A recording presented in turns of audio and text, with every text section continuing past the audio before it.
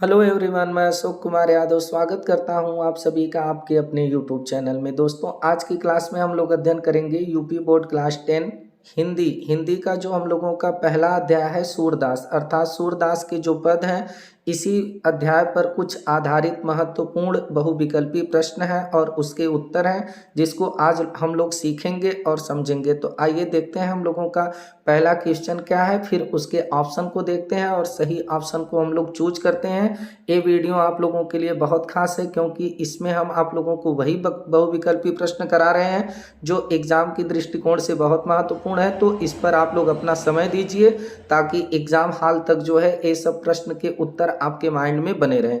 आइए देखते हैं पहला क्वेश्चन क्या है। पहले क्वेश्चन में पूछा है पद कविता के कवि कौन है, यानी पहले क्वेश्चन में हमसे बोल दिया कि पद कविता के कवि कौन है। तो ऑप्शन है हम लोगों का तुलसीदास, दूसरा है हम लोगों का सूरदास, तीसरा है हम लोगों का नागार्जुन और चौथा है हम लोगों का ऋतुराज। तो आप लोगों को पता होगा कि पद कविता के कवि कौन है।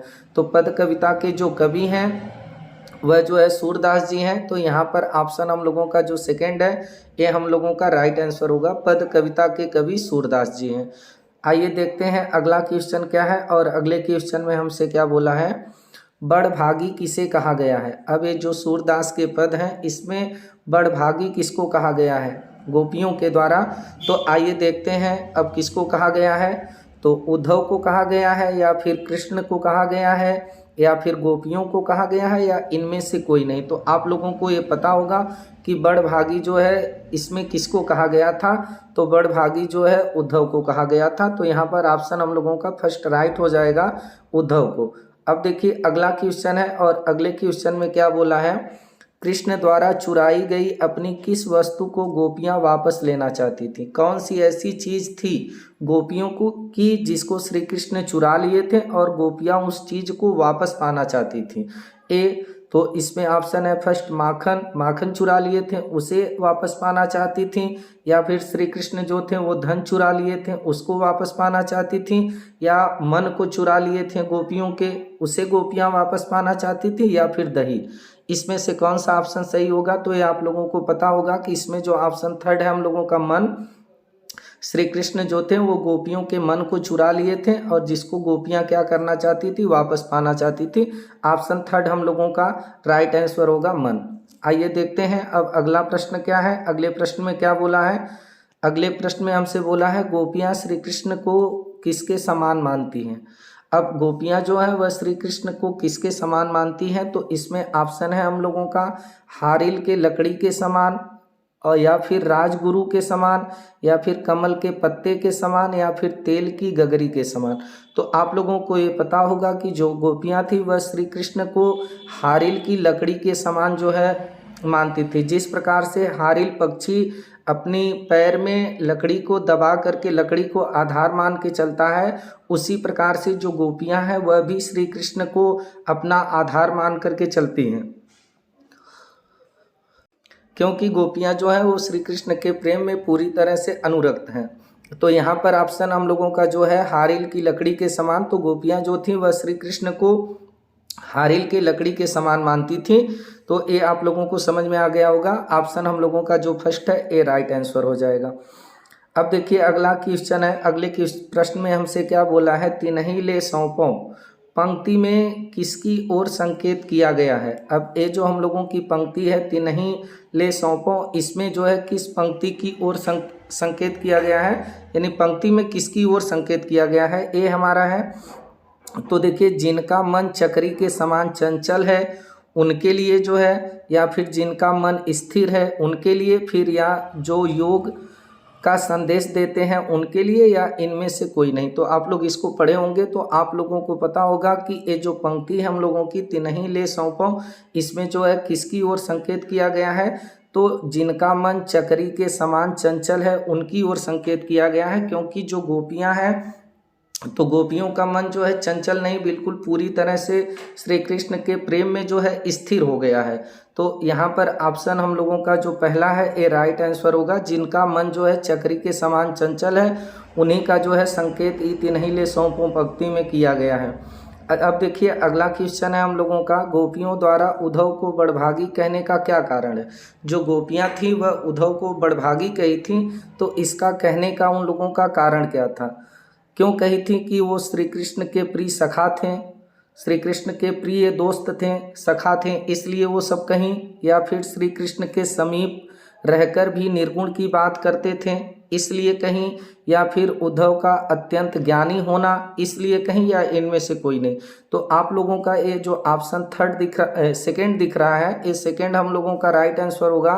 श्री कृष्ण के समीप रहकर भी निर्गुण की बात उद्धव जो करते थे, इसीलिए जो गोपियाँ थी वह उद्धव को जो है बड़भागी कही थी। तो ऑप्शन हम लोगों का सेकंड यहाँ पर राइट आंसर होगा कि कृष्ण के पास भी रह करके प्रेम की बात न करके आप जो है निर्गुण की बात करते हैं, तो इसलिए हम लोगों का सेकंड ऑप्शन राइट आंसर होगा।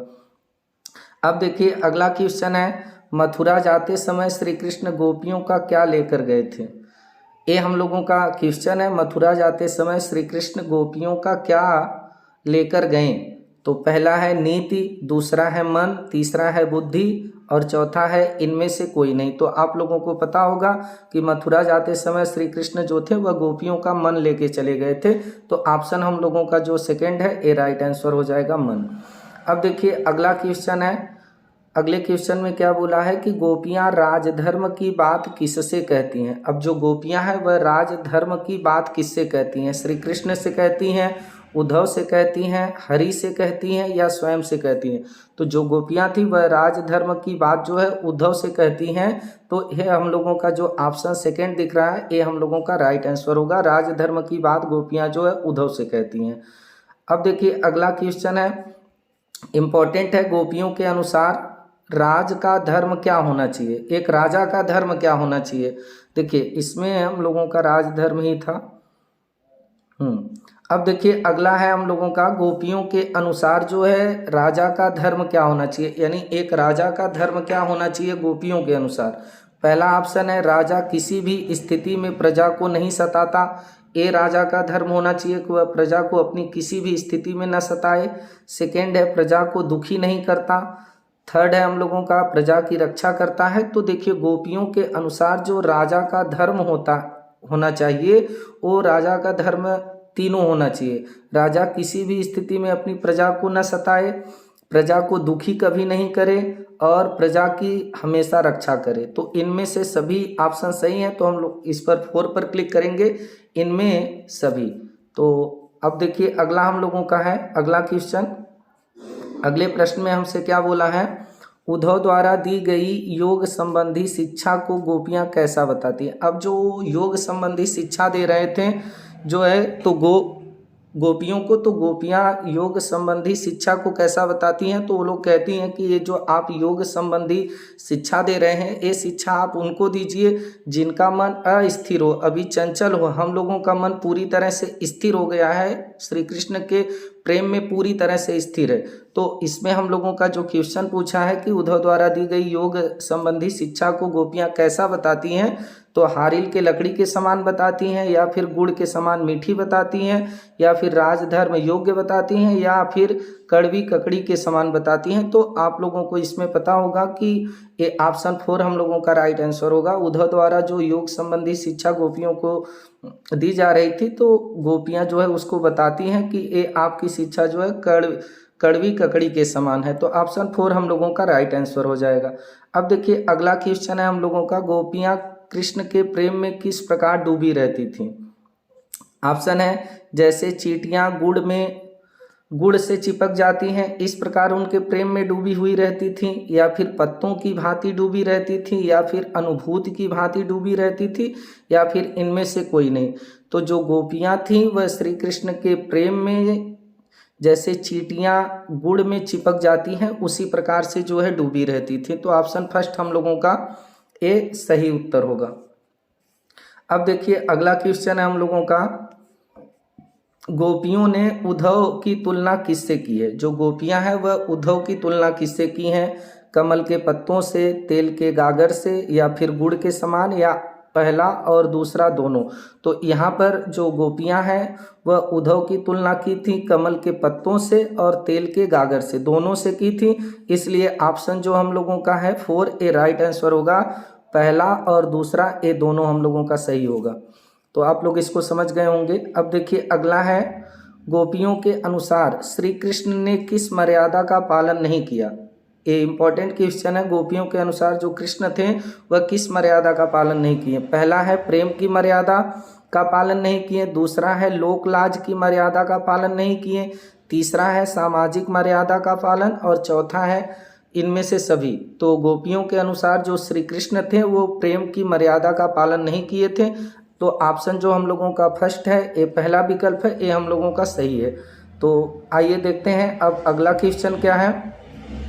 गोपियों ने अपने मन को कैसा बताया। देखिए यहाँ पर गोपियों रहेगा। गोपियों ने अपने मन को कैसा बताया है, चंचल, अस्थिर, स्थिर या इनमें से सभी।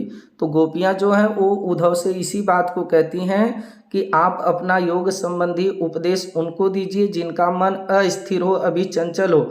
हम लोगों का जो मन है वो प्रेम श्री कृष्ण के प्रेम में पूरी तरह से स्थिर हो गया है। तो गोपियाँ जो है वो अपने मन को कैसा बताई हैं, तो इसका हम लोगों का उत्तर हो जाएगा स्थिर, क्योंकि गोपियों का जो मन था वह श्री कृष्ण के प्रेम में पूरी तरह से स्थिर हो गया था। तो ऑप्शन थर्ड हम लोगों का राइट आंसर हो जाएगा। अब देखिए अगला है हम लोगों का, अगले क्वेश्चन में हमसे क्या बोला है, कमल के पत्ते व जल का उदाहरण निम्नांकित में से किसके लिए प्रयुक्त हुआ है। कमल के पत्ते और जल, ये उदाहरण जो है किसके लिए प्रयुक्त हुआ है, गोपियों के लिए, श्री कृष्ण के लिए, उद्धव के लिए या फिर स्वयं कवि के लिए। तो जो कमल के पत्ते और जल का उदाहरण है वह जो है उद्धव के लिए जो है प्रयुक्त हुए हैं। तो ऑप्शन हम लोगों का थर्ड इसमें राइट आंसर हो जाएगा, उद्धव के लिए। अब देखिए अगला क्वेश्चन है हम लोगों का, हारिल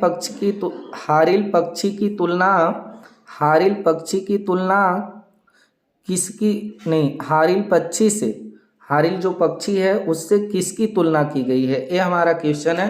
तो हारिल पक्षी जो है उसकी तुलना किससे की गई है, श्री कृष्ण की गई है, गोपियों की गई है या फिर उद्धव की गई है या फिर ब्रजवासियों की गई है।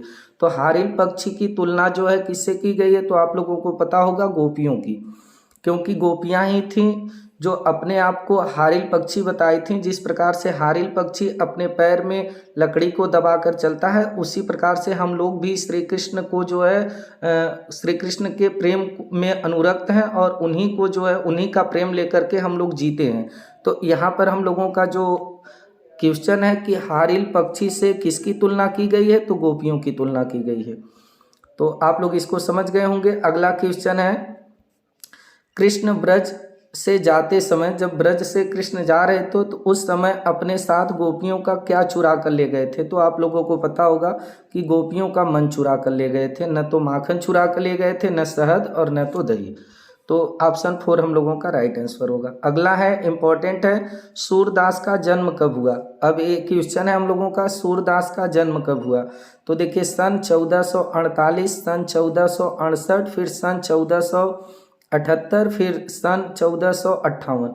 तो आप लोगों को ये पता होगा पूरी तरह से, इनका आप लोग जीवन परिचय वगैरह सब कुछ याद किए होंगे। तो उनका जन्म जो है कब हुआ था, तो इसमें हम लोगों का जो ऑप्शन दिख रहा है थर्ड, ये राइट आंसर होगा कि सूरदास का जो जन्म था वो सन 1478 यानी कि 78 में हुआ था, यानी कि 1478 यानी 1478 में हुआ था।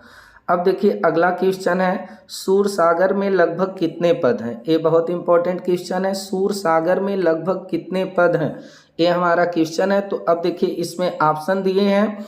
तो ऑप्शन है हम लोगों का लगभग 125 या फिर लगभग 700 या फिर लगभग 1100 या फिर लगभग 500। कितने जो है सूर सागर में पद हैं, तो ऑप्शन हम लोगों का सही होगा लगभग 500। ये जो ऑप्शन 4 है हम लोगों का, ये हम लोगों का राइट आंसर होगा कि जो सूर सागर है उसमें लगभग जो है 500 पद हैं। अब देखिए अगला और इम्पोर्टेंट और आखिरी क्वेश्चन, निम्नलिखित में से कौन सी रचना सूरदास की नहीं है। इसको ध्यान से पढ़िएगा, क्वेश्चन नहीं है इसमें पूछा है। तो पहला है सूर सागर, दूसरा है सूर सारावली, तीसरा है साहित्य लहरी और चौथा है साहित्य अमृत।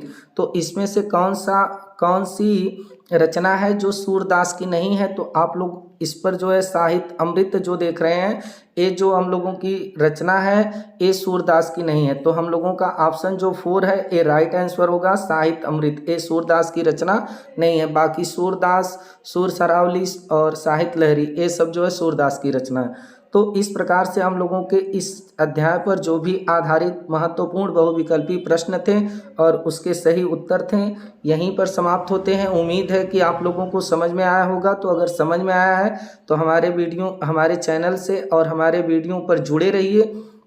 आप लोगों को इसी प्रकार से हम MCQ जो इम्पोर्टेंट हैं बहुविकल्पी प्रश्न देते रहेंगे और आप लोगों की एग्ज़ाम में बहुत बेहतरीन तरीके से तैयारी हो जाएगी एग्ज़ाम के लिए। तो आप बस अब यहीं पर वीडियो को ख़त्म करते हैं, फिर आप लोगों से मुलाकात होगी। नमस्कार, जय हिंद, वंदे मातरम।